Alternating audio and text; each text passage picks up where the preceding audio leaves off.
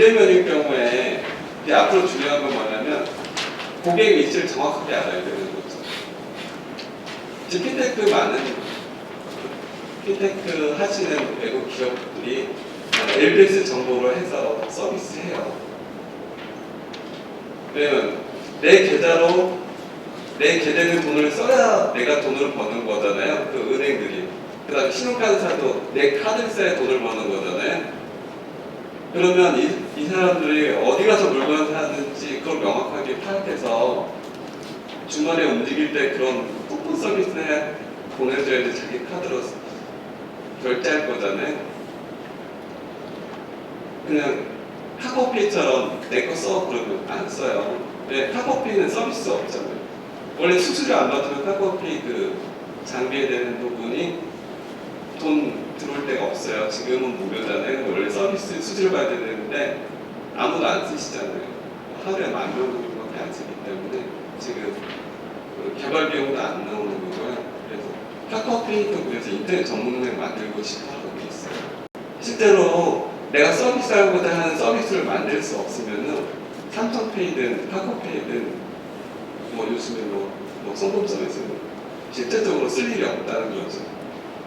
그래, 나한테 이득이 있어야 되죠. 어쩌다 한 번 쓰지만 이득이 없으면 안 쓰는 거죠. 이득은 뭐냐면 주기적으로 나한테 이득을 줘야 되는 거죠. 그럼 나도 고객으로서 사용해 주는 거고요.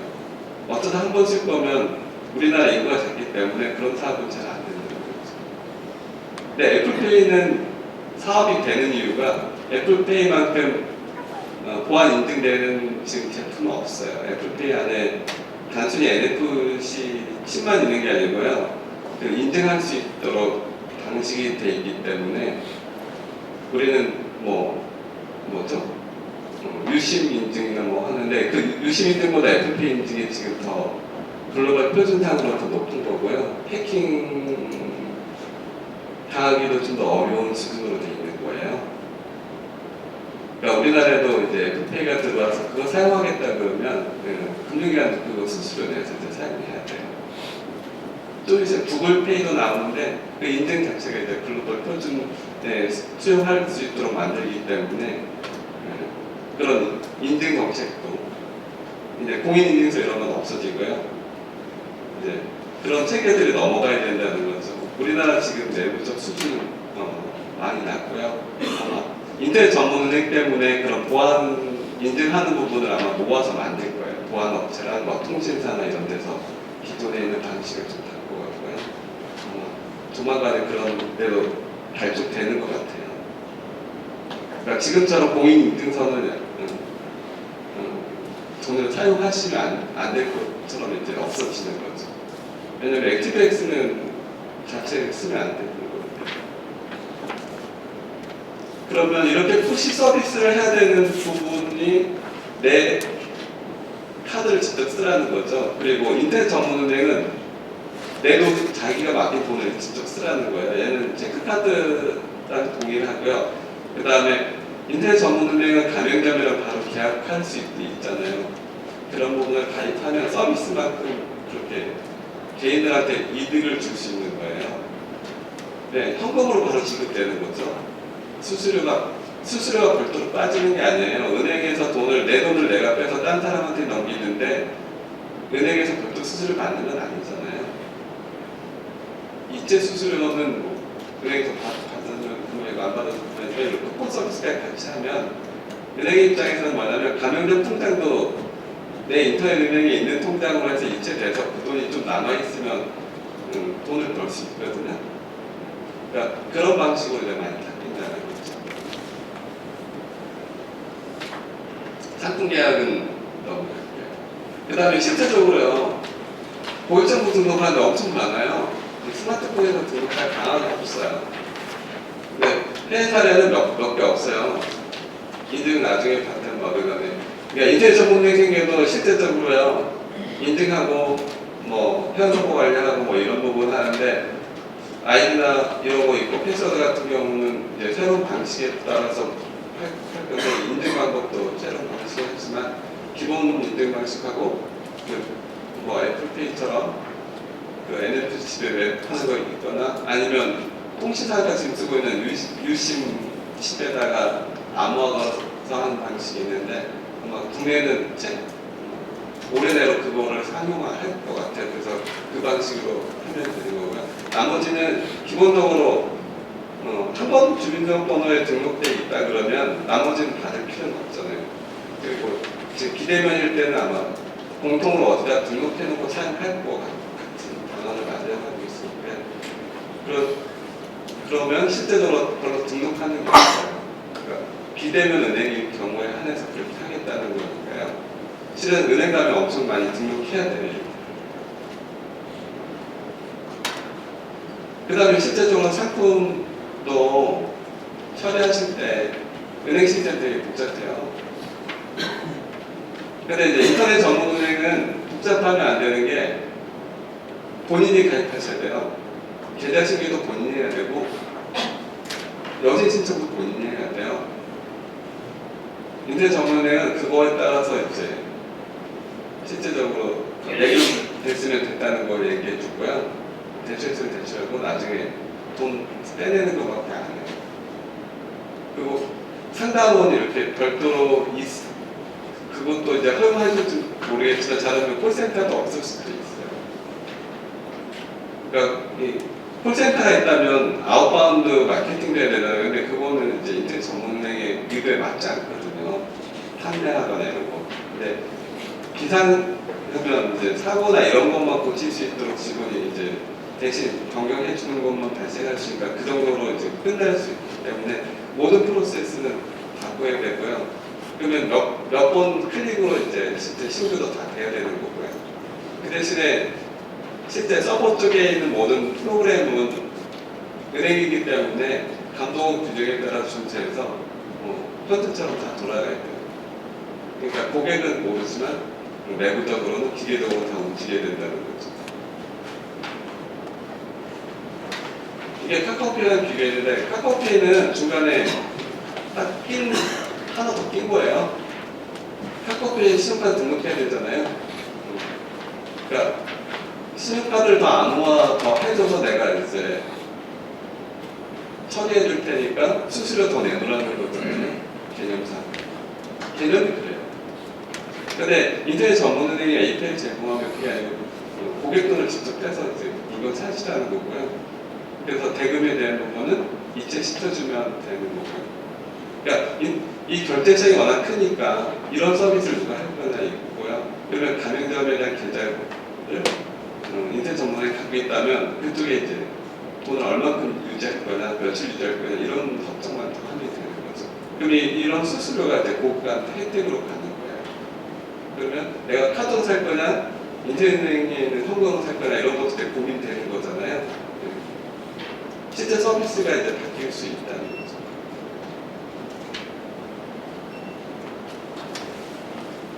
그러니까 이런 기준으로 다 해서 이제 실제적으로 시스템을 이렇게 만들어요. 근데 이게 지금까지 설명 안 한 그런 시스템이 딸랑 나와 있는 게 이제 리얼타임 이벤트 프로세스 서비스라는 이런 부분이 나와 있는데요. 그 다음에 플랫폼 채널도 나와 있고. 왜 리얼타임이 돼야 되는지는 실은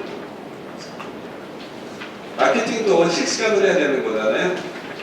그러니까 리얼타임으로 해야 되는데 리얼타임은 근데 우리나라 리얼타임은 다 DB 처리죠. DBMS 처리.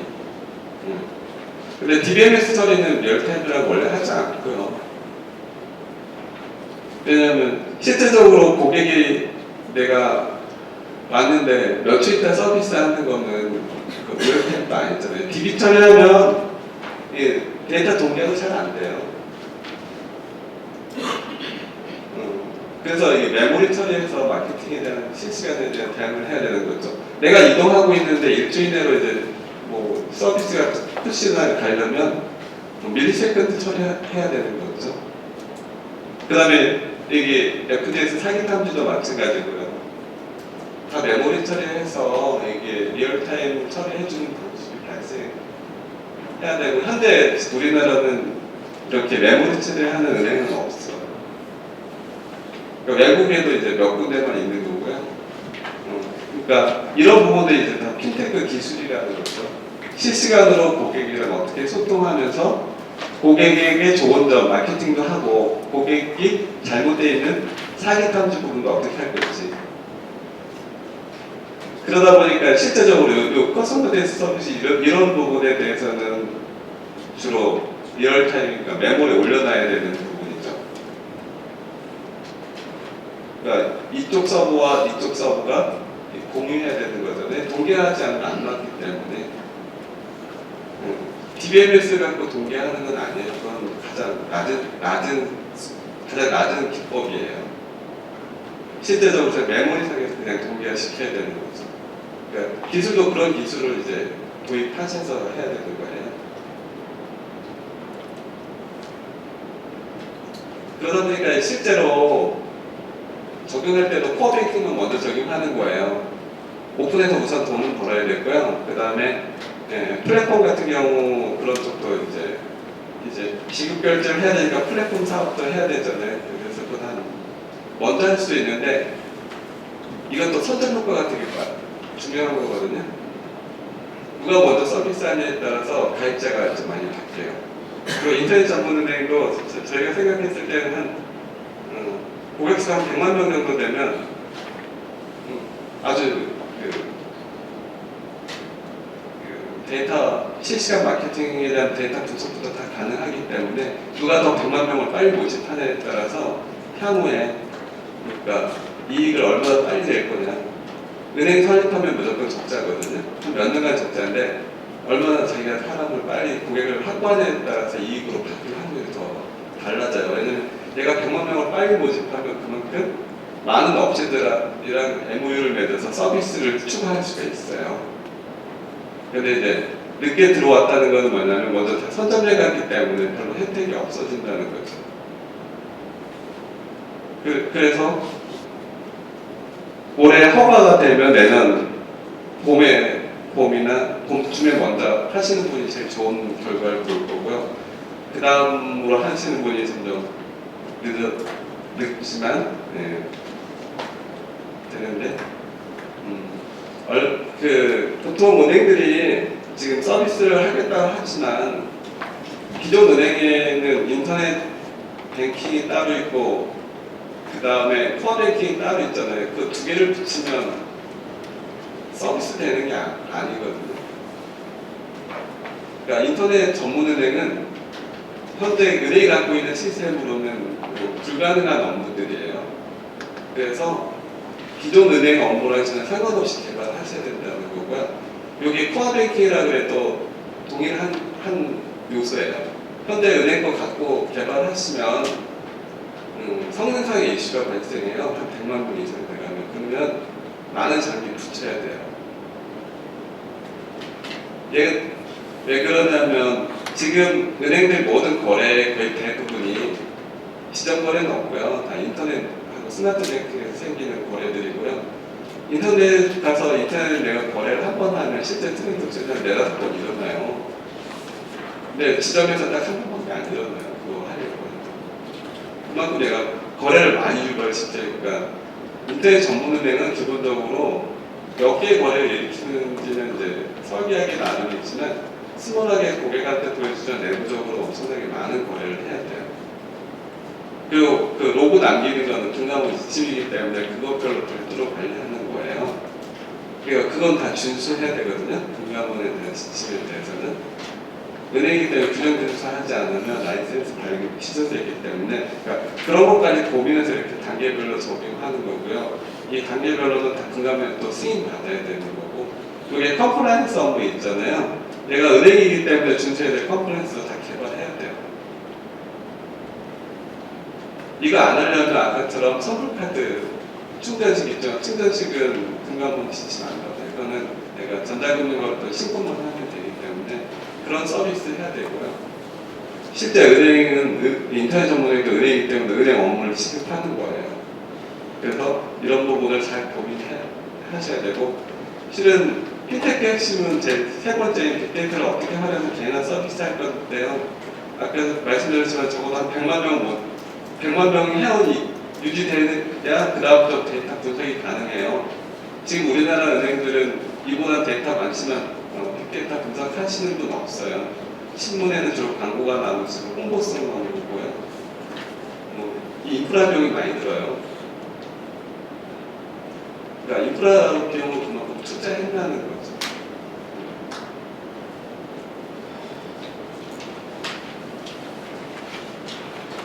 그러면 지금은 이제 보안도 있잖아요. 보안 정책도 이제 바뀌어요. 금융감독원에서 나왔던 인증에 관련된 보안 감독 규정을 다 없앨 거고요. 그러면 이제 인증서를 공인증서를 쓰든 뭐 어떤 인증을 쓰든 아무 문제가 없고요. 그 다음에 미국이나 유럽처럼 앞으로는 사고 나면 어떤 사고가 났는지 그거를 금융기관에 분석해서 보고해야 돼요. 자, 이상징후 침해 당했어요. 왜 당했는지 모르면 안 돼요. 저번에 뭐 애플페이는 몇 %가 이제 사기 거래로 뭐 간다고 이렇게 보고서 같은 거 나왔잖아요. 그러면 보고서 나오는 건 뭐냐면 각 금융기관이 사기 탐지랑 이상징후 체크를 하고 있어요. 그거 실제로 고객한테 확인하는 거고요.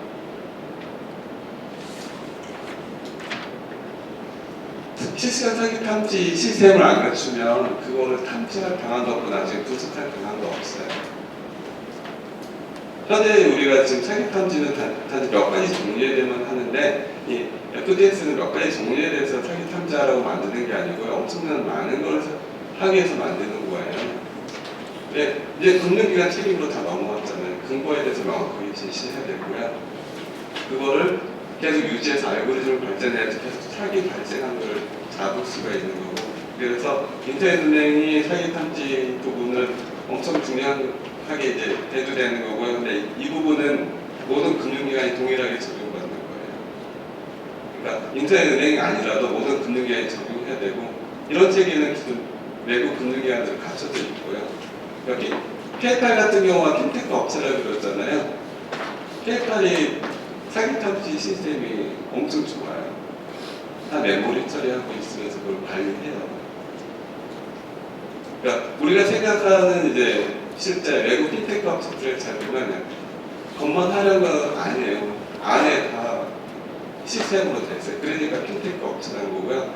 그런 거는 실은 독자 개발해요. 그러니까 우리나라는 아직 스스로 개발할 역량이 안 된다는 거 있으니까 어쨌든 이런 걸 만들면서 우리나라도 독자 개발 역량을 쌓아야 된다는 거죠. 그래서 이제 시스템 구성하면 이런 제품들이 들어가는 거고요. CEP는 실시간으로 오는 모든 이벤트들, 컴플렉스 이벤트 한꺼번에 처리 어떻게 할 거냐 이런 솔루션이고요. 그 다음에 원래는 셋 하나 같은 DB가 있는데 그거 너무 비싸니까 데이터 그리즈 매니지먼트 시스템이라고 메모리를 어떻게 이기동간에 공유하면서 쓸 수 있는 기법이 있어요. 솔루션이. 네. 그런 부분을 이렇게 이기동 서버 간에 연결하는 거고요. 어차피 하드는 무조건 기본으로 쓰고 하드 스탑 이런 거 다 써야 되는데 실제 요 안에는 알고리즘 없으니까 알고리즘을 만들어야 되겠죠. 알고리즘은 원래 실제 빅데이터에서 별도 분야니까요. 이렇게 분석한 게 항상 데이터가 이렇게 들어왔다가 이렇게 가지만 다시 또 앞으로 순환돼야 되거든요. 데이터 분석이 중요하지만 데이터 분석한 거는 실시간 규칙에다가 올릴 수가 없잖아요. 알고리즘을 하면 분석된 데이터는요, 수치 데이터밖에 없기 때문에 규칙으로 올릴 방안은 없어요. 그걸 다시 규칙화 시켜줘야 돼요. 프로그램에서 돌아가면 수치 데이터는 인지가 불가능하기 때문에 다시 필요한 데이터를 만들어야 되고요. 그래서 저희가 지금 우리나라에서 이 분석도 안 되지만 제 문제는 이거를 다시 해서 규칙화시키는 것도 더 어려운 문제거든요. 그리고 여기에서 도는 알고리즘은 실시간이기 때문에 다른 방식으로 또 알고리즘을 또 만들어야 돼요. 그래서 알고리즘이 하나만 들어가는 게 아니고요. 빅데이터에는 분석과 활용에 대해서 알고리즘이 각각 들어가야 되고 데이터 구조도 각각 다 달라요. 이런 체계를 갖춰야 된다는 거죠.